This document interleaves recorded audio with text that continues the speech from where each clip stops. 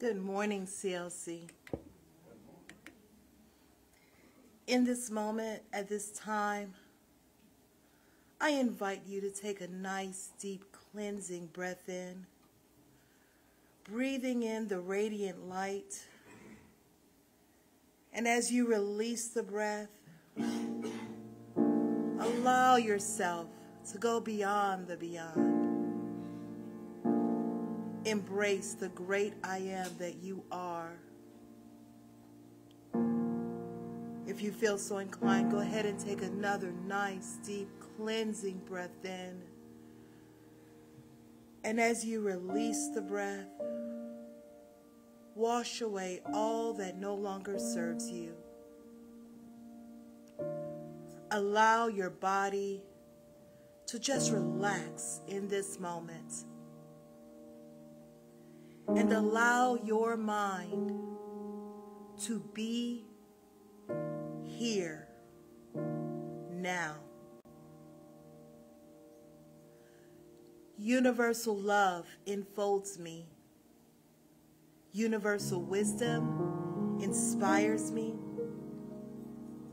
Universal spirit enlightens me. Universal power encircles me. I am one, and all is well. As we begin this inner healing process, let me invite you to relax in quiet confidence, opening yourself to the miracle-working higher power. Now symbolize the unity of your thinking and feeling nature by touching your chest with your hand, and let my words act as your own for your own inner healing, acceptance, and receptivity. I acknowledge that there is a power, intelligence, and wisdom greater than my own. I am in the midst of it, and it is in the midst of me, sensitive and responsive to my every thought, word, action, and feeling. I now make this true for myself by saying aloud, I acknowledge. Acknowledging this higher power working through my life, I admit that I am personally responsible for solving my own problems while being guided and assisted by something greater than myself. As I am ready to surrender the conflicts of my ego to the wisdom of this infinite presence, I simply speak these words: I surrender. I surrender. Knowing that forgiveness is the key to unconditional love and the feeling of heaven, I now unconditionally forgive anyone and everyone who has ever injured me in any way, real or imagined. And I now forgive myself for all of my mistaken judgments and their resulting actions. From my deepest level of understanding, I now say, I forgive. Realizing that I continually experience the effects of my own thinking, I now choose to allow this higher power to recreate me deeply, filling my mind with thoughts that are only positive, constructive, loving, and beautiful. I call upon this divine inflow by stating aloud, I choose. I choose. I now center upon that one special idea that I'm willing to accept as real for me in this coming week, visualizing that idea as already acted upon and brought to pass. In seeing my idea become a fact of my experience, I enjoy the happiness and peace of my thought fulfilled and gratefully speak these words. I accept. I accept. Knowing that I have an everlasting place in the midst of the power that sustains all creation, as well as the support of all those around me, I allow myself to relax in the peace of fulfillment and gratitude and say, I release. I release. Now, in my mind's eye, I envision the presence of someone near and dear to me. This can be a friend, a family member, a teacher or mentor, someone who has touched my life in deep and loving ways. Someone who may not be physically present in the room or on this planet anymore. I turn to that image in my mind's eye and say, I'm grateful for the good in your life. Now I open my eyes, turn to the world around me, and joyfully speak to anyone physically present in the room or virtually on this broadcast, and share in confidence and gratitude in saying, I'm grateful for the good in your lives. Well, God is watching us from a distance at the same time as God within us is watching from that distance. We are the watchers and the watched. And, we want to disabuse ourselves of some notions, I think, in a teaching like this one. And one of those is that we're wrong by nature, that we're disapproved of, that whatever we do, it's not good enough, and there's this power out there that's watching and, wishing something. It's like the kid who brings home the B+ on the report card. It's not good enough. Go back and get an A. That's not good enough. Go back and get an A+. They were constantly lashed along by the creative element of the universe. This is not the case. In fact, in this teaching, we take it to the other extreme entirely. We say, you are beautiful, you are wonderful, you are approved of, you are valued unconditionally by the power that made you. And the only person who can really call strikes on you is you.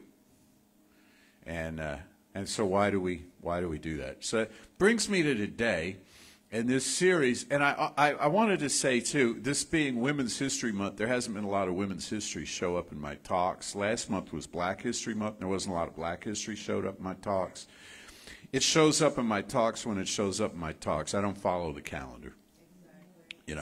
It's always Black History Month. It's always Women's History Month. It's always LGBTQ month. It's always your month. It's always my month. It's always happening, And so I tell you stories when I tell you stories, when I feel like they fit, and so just if you're waiting for that, if you want some women's history, not just now, but it's been ongoing. Listen to Reverend Lisa's readings every day out of a book on New Thought women, where each day is a different New Thought teacher from the past or present, saying something interesting. But what I've been doing this month, and we'll kind of wrap up today, because next week is Easter, and it's a standalone sort of a day. You can say enough about Easter that you don't need a series leading up to it. But what I've been going with this month is the idea that everything exists on a continuum with everything else. The condition that we're experiencing that we wish to move past exists on the same continuum as the condition we wish to inhabit. Does that make sense? So to move from one point to another requires an increase in the rate of vibration of the self. It does not require a different continuum. Wealth exists on the same continuum as poverty. Health exists on the same continuum as illness, and so on. And we decide arbitrarily and subjectively where we are on that continuum at any given moment. Usually we do this by comparison. We look at the person next to us. We say, well, I think I'm doing pretty well until I see you, and you're apparently doing a whole lot better. And so then, I recalibrate. You know how your GPS?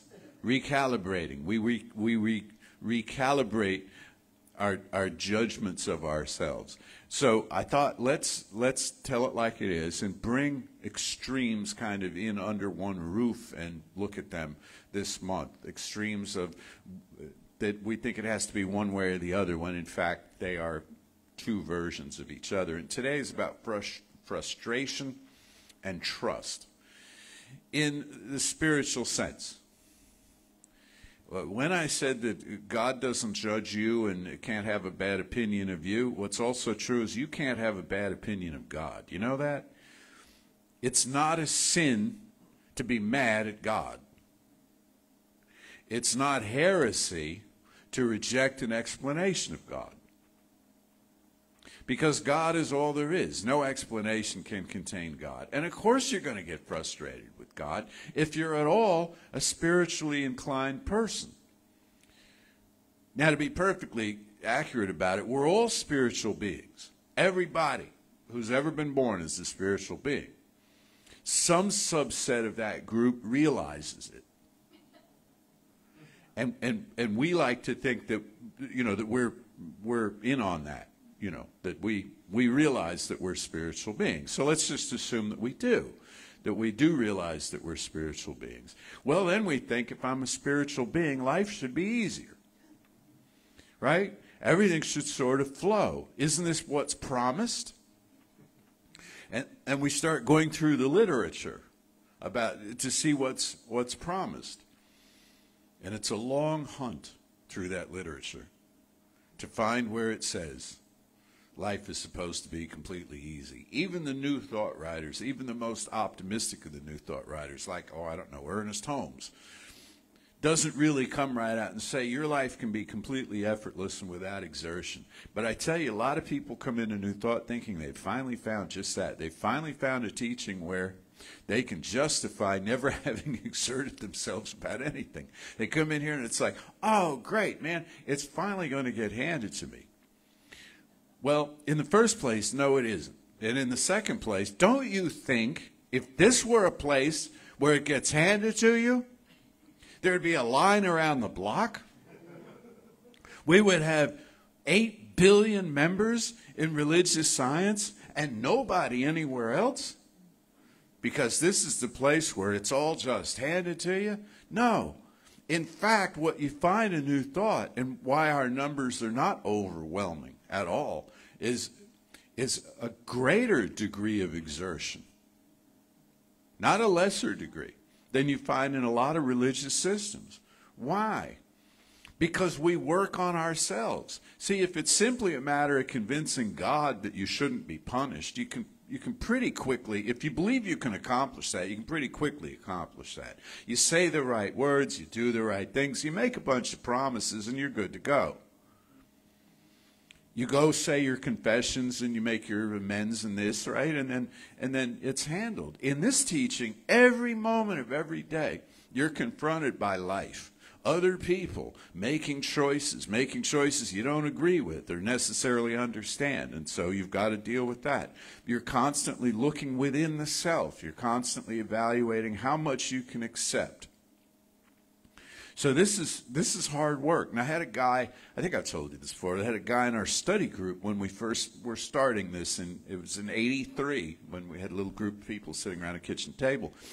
And one of those individuals who's still around on the planet, I see him from time to time, he said to me, and you got to understand too, I didn't know what I was doing. I was a practitioner, I was a new practitioner, I just got licensed that fall, and I didn't know how to lead a study. So we're sitting there going through the textbook line by line. It was kind of dull, but this guy was taking it seriously, and he was trying to use this stuff. And he said one time, he said, this is the hardest thing I've ever had to do.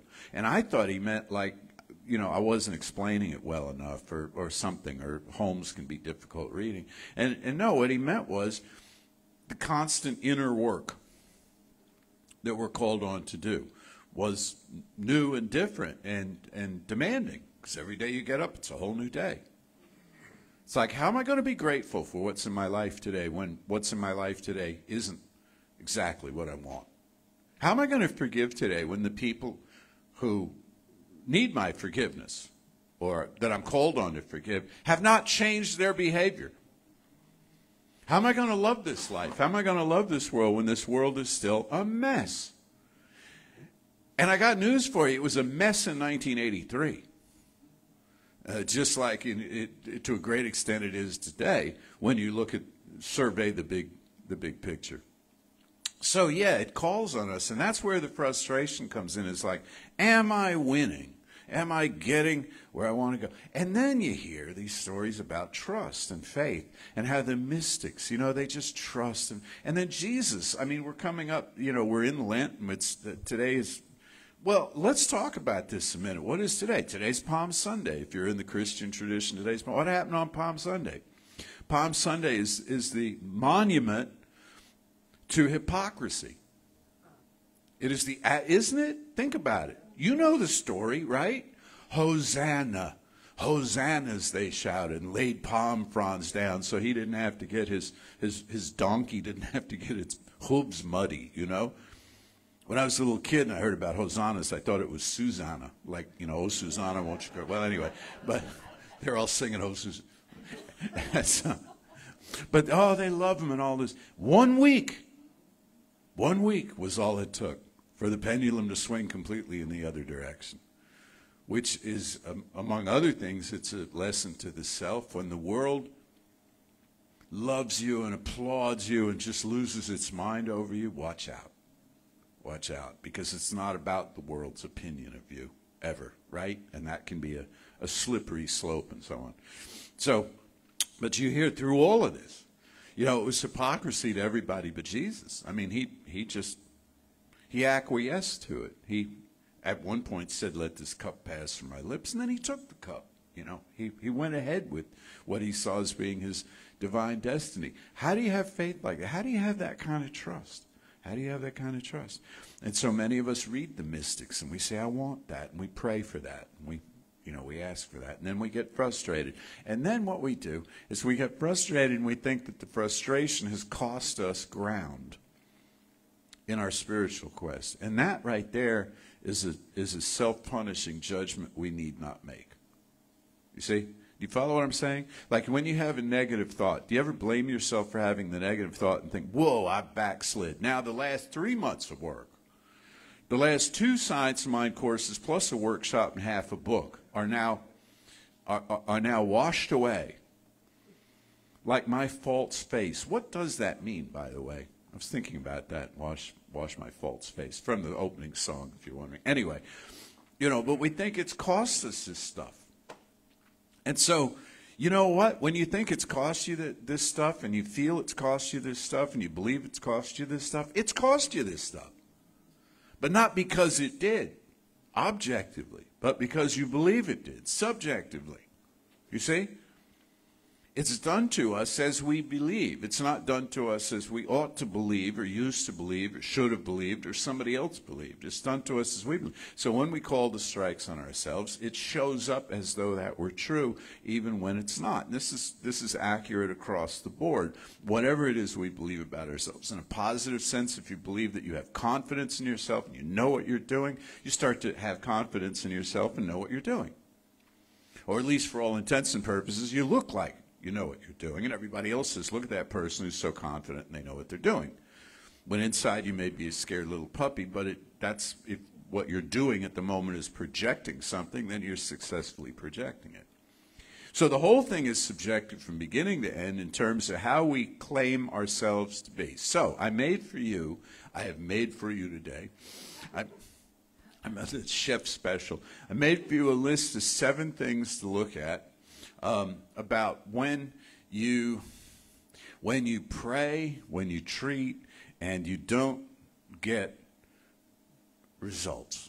You don't get, I'm not going to say you don't get what you want, but I could. But when you don't get satisfactory results to you, here are 7 reasons why this might be the case that I think a review of will help us to snap back to, revert back to trust. An innocent, hopeful, open kind of trust in a universe that's for us and not against us. So my list is, the first is that I had to make, when I make a list, I have to look at my list. If I don't make a list, I don't have to look at it. We haven't accepted it. That's number one. We have not accepted it. We have not accepted the thing that we say that we want. That means that something else is in its place right now that we're holding on to. There are pros and cons to everything. There are assets and liabilities to everything. Risks and opportunities. You get the idea. So I want to be famous, for instance. I want to be recognized by the world for this great gift that I bring. But nobody knows my name. Nobody pays the slightest bit of attention, it seems, to who I am or what I'm doing. Is this the fault of the world? Or is it more complicated and at the same time more beautiful than that? It's more beautiful than that. It comes back to, I have something else going on that is a competing value, a competing priority with being well known and distinguished in life. And that is maybe guarding my privacy. That is hiding out a little bit. That is not wanting ever to publicly fail. And so I'm defending that value, and it's a competing value with the one that I think I want. What is the answer here? The answer here is just to know that this is what's going on. It's not necessarily to abandon all attachment to one aspect of this and plow ahead in the other direction. It's to notice. It's to notice that what I want is a mixture of certain things. And so I need a new word. I need a new term. I need a new, what Holmes called, mental equivalent. I need a new mental equivalent to come up with a new mental equivalent for the kind of life that I wish to occupy. The example that I've used a lot is when somebody wants to perform, like these musicians on this stage. It takes nerve. It takes nerve to get up here and sing a song. You know, it takes nerve to do any kind of thing. And so we say, well, it should be easy. But it brings up new stuff. What if my voice cracks? What if I forget the words? Oh my gosh, then everyone will, hey, now here, no, not so much. Creative life, our viewers online, everybody loves you. But this is Carnegie Hall, it's different, right? And so we have attachments to competing sets of values. So that's number one. Number two is we're unclear on what we want. We're vague about what we want, how we want things to be. I'd love for my life to be better, but that's vague. It's unemotional, It's what is better? So get specific, and if you don't know what to get specific about, treat about that. Treat for clarity. Treat to know what to treat about. You can always treat to know what to treat about. You can always pray to know what to pray about. What you can do that's very powerful, in line with that, is say to your own subconscious mind, show me my issues. Lay them out right here, okay? Deal them out like a deck of cards right here in front of me. And you know what? It's only too happy to do that because it withholds nothing from us. Our subconscious mind is our friend. Number three, some of these are shorter than others. Number three, we keep changing our minds about what we want. All of a sudden, we're moving ahead, and we're like, yeah, I'm moving in the direction of, oh, say, what's that? And we're kind of right, sort of a distraction thing goes on, and something runs across our path, and we follow that. And so the principle working behind this that's delivering results suddenly has to shift gears itself, and it puts some things back on the shelf, and it takes some other things down.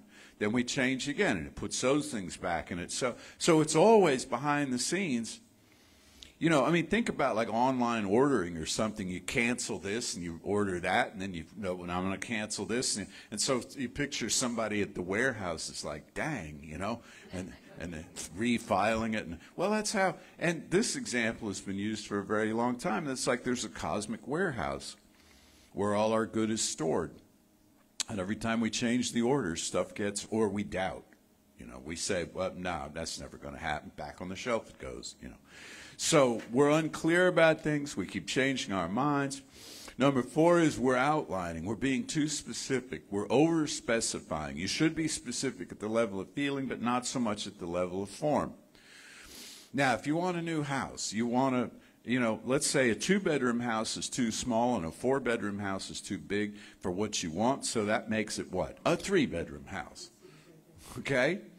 And how many bathrooms do you want to go with the 3 bedrooms? And do you want a 2-car garage? And do you want a this and this? And right? And so you're selecting all of this stuff, and you're entitled to do that. Because if such a place does not exist on the face of the earth, somebody can build it for you. So we're entitled to have that degree of specificity. The degree that we're not entitled to have, that's unhealthy to have, is to say, I want the house you're living in today. Whether or not you're through with it. Okay? That's wrong, isn't it? Why is it wrong? Well, I don't think I need to even go there. It's just pretty obviously wrong. It's also, from a compensatory angle, even if you take morality out of it, from a compensatory angle, it means somebody else could do the same thing to you. And then everybody's evicting everybody else out of these places, and you do the same thing with jobs and relationships, and that spouse you have, I want them, and you know, the whole thing. I mean, it completely collapses under its own weight. The other thing is it's incredibly limiting. It's incredibly, and people will do this, though. They'll say, I found the perfect house, and somebody else lives in it, and they're not willing to give it up, and so I'm lost. I have no future with this. I have no, right?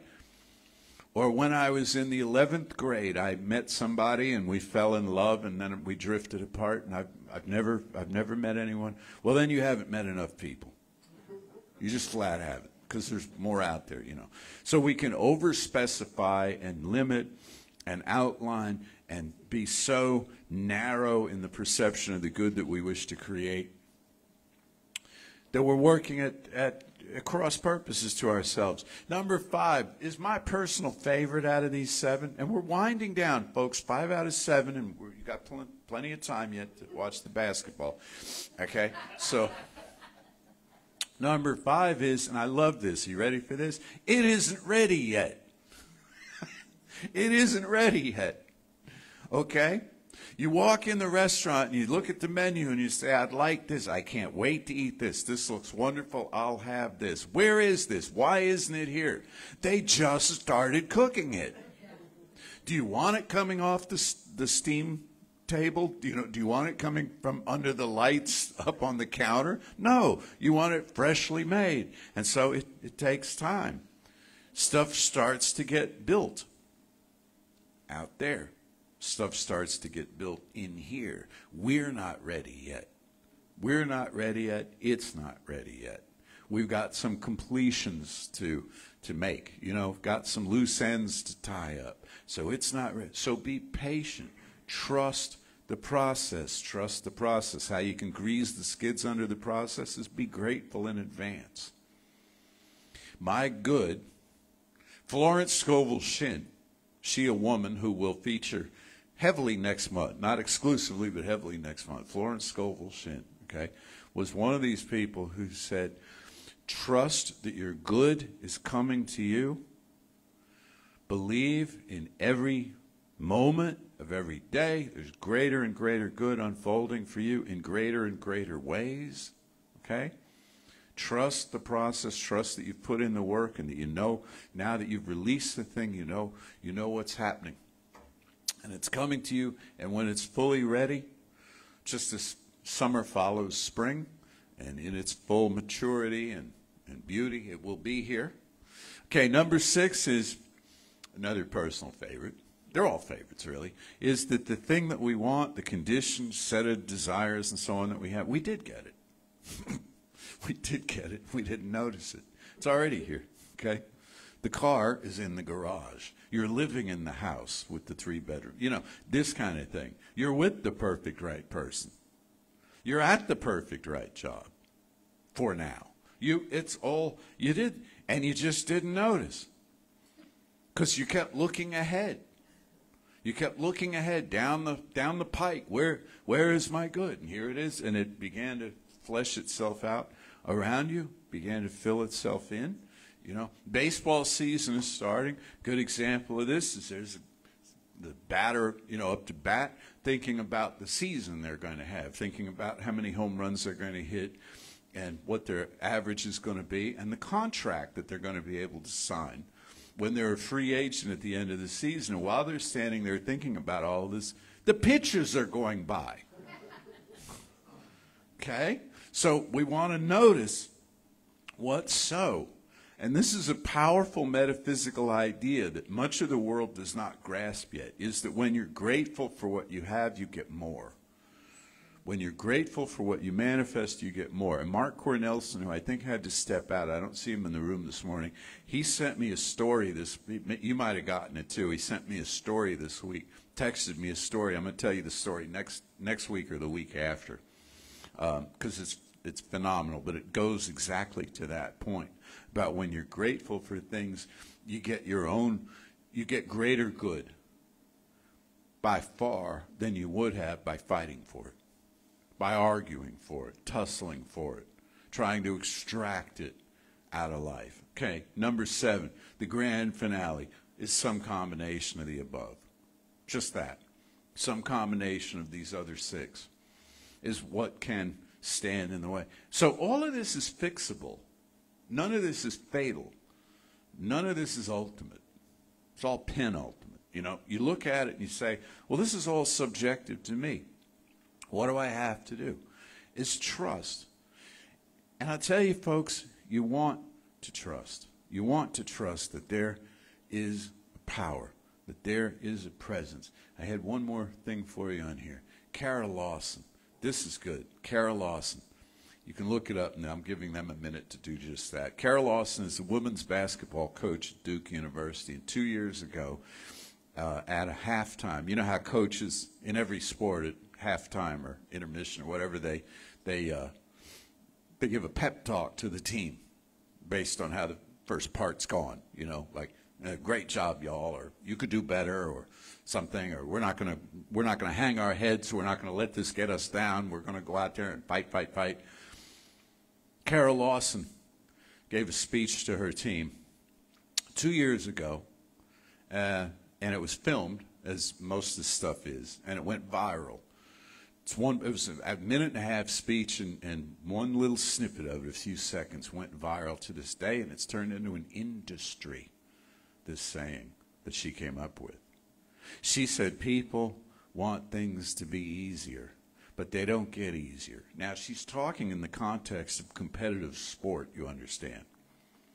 She said, you know, to be the best, you got to beat the best, she's saying to her team. And so out there on the basketball floor, things don't get easier. What you learn to do is handle hard better. Handle hard better. And handle hard better today is on keychains, coffee mugs, bumper stickers, refrigerator magnets, you name it. It has gone just wildly crazy. Handle hard better. That's what life is about, is handle hard better. Because you know what? You get bigger problems when you are a metaphysician and you work through your own neuroses, you work through your own abandonment issues, you work through your self-judgments and your general pain to prepare yourself to be of service to the world and your Creator. And then you get the stuff that was mentioned in the Bette Midler song that you heard a few moments ago. Then you get war. Then you get hunger. Then you get poverty. Then you get racism. Then you get homophobia. Then you get these global issues. And it's like, how can I... And I thought life was going to get easier, but now I'm a world citizen. And now my voice counts. And now my actions matter. You know? And this is This is what you get. You want to be a practitioner? You want to be a minister? You get bigger problems, not smaller ones. Okay? Right? Yeah. To work on. You want to run for public office. You want to be any kind of leadership role that you want in life. You get bigger things to deal with. And so to prepare ourselves for that, we look at handling heart. How do I handle heart better? I handle it the same. I try to handle it the same way, with the same grace, with the same poise, even the same elegance as you handle a beautiful day, a beautiful spring day, a beautiful Sunday morning where there's not a care in the world. You go to the source and you say, thank you. Now show me what I must do. Show me yourself through me. Show me yourself through the world. Okay? So that's it for today. At the end of this service, as always, you'll hear a spiritual mind treatment by Reverend Lisa. And I hope you'll join us next week for Easter, a New Thought Easter Sunday at Creative Life. Thank you. Just say with me, divine love through me blesses and multiplies all the good I am and have, all the good I give and receive. I am prosperous now, and so it is. So, all right, those are my responsibilities. And then I have one last responsibility, and I don't know what I'm about to say. Outside of the fact that it is, in the Christian calendar, we are coming into Holy Week,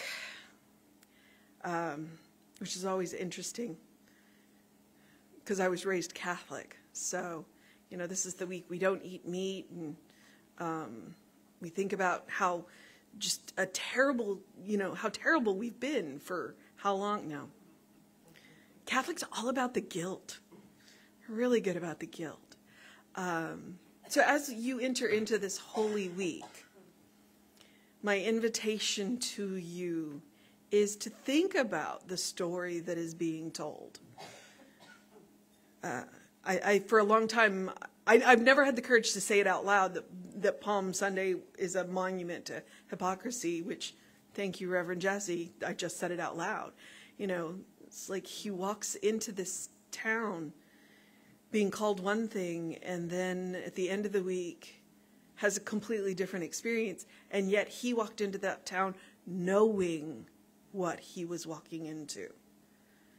So as we walk into this Holy Week with our brothers and sisters in the Christian faith, I offer to you to extend them some grace. It ends with a party, but it starts with something else. And frequently we are asked to die to things. We are asked to die to who we were to become who we are. So, not to end on that note, because it's also springtime and there's baseball happening apparently. I invite you to step consciously with me. Oh, March Madness. Basketball? That's basketball. That's not Wow.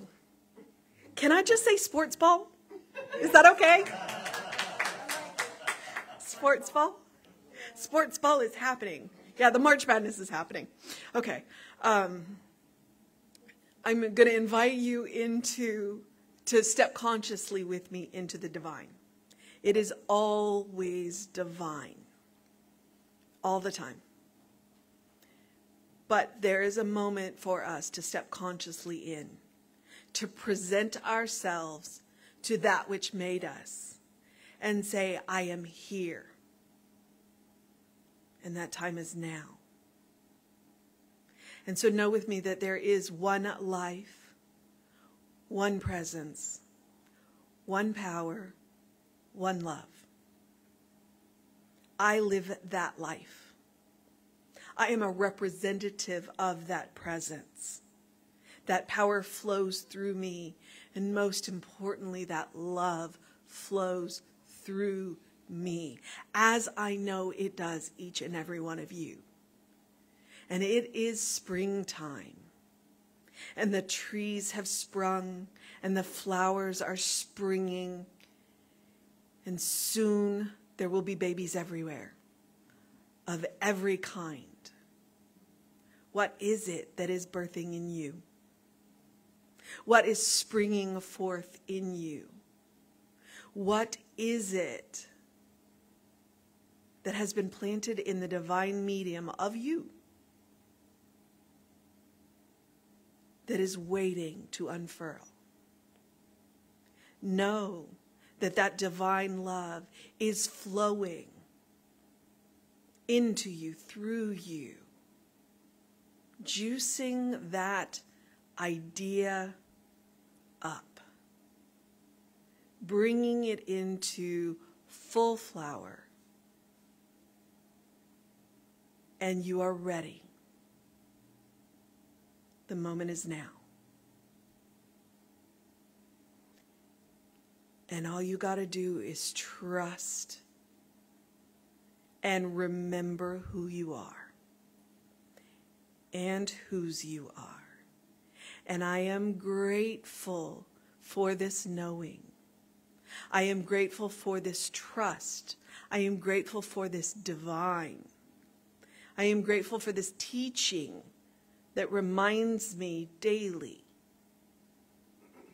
of what I can do and what each and every one of you can do. I am grateful for this community.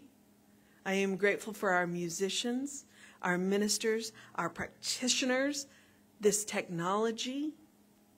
And I am grateful because it's just another word for love. And I release my word into law with love, knowing that it is done. And so it is. Say with me now, something wonderful is happening through me.